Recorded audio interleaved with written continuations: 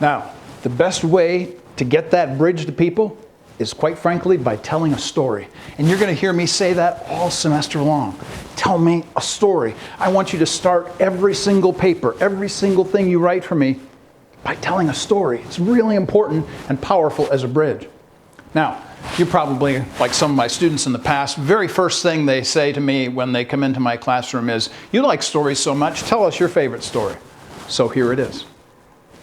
Little boy and his dad were out fishing by a lake. It was 10 o'clock in the evening. Bass season was just starting at midnight, at 12:01. Boy is casting. Dad standing there proud next to the boy, seeing him do such good work with fishing. He casts one great cast into the lake and hits a great bass and pulls it in.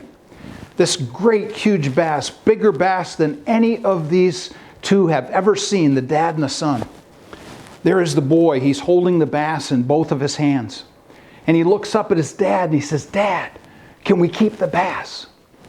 And the dad looks at his watch and he looks at his watch and he says, "Son, it's 10 o'clock at night.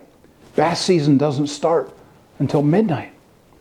The little boy, bass still in his hands, he's looking around. He says, "But Dad, there's nobody here. Nobody will ever know when we caught the fish. Please, Dad, please, can we keep the fish?" Dad says, "No, son. This is the law.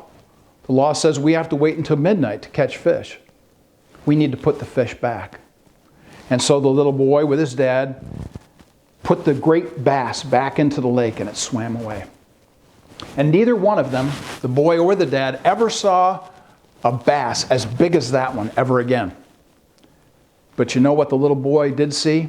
All the way through his life, through his 20s, his 30s, his 40s, every single time somebody asked him to cut a corner, every single time somebody asked him to cheat or steal, he saw that bass again.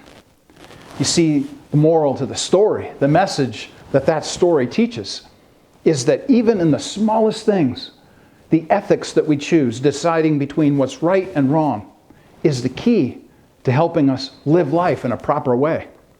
That is my favorite story. So when you think about communicating your message, ask yourself, what story can I tell that's going to get my message across to that audience, across that bridge? Because stories are really the best bridges.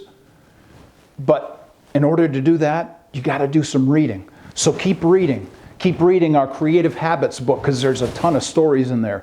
Keep reading magazines and online journals and news articles and connect your message to the story of the day, making it relevant for everybody, no matter the time or place or people, so that you can get your message to that audience over that bridge.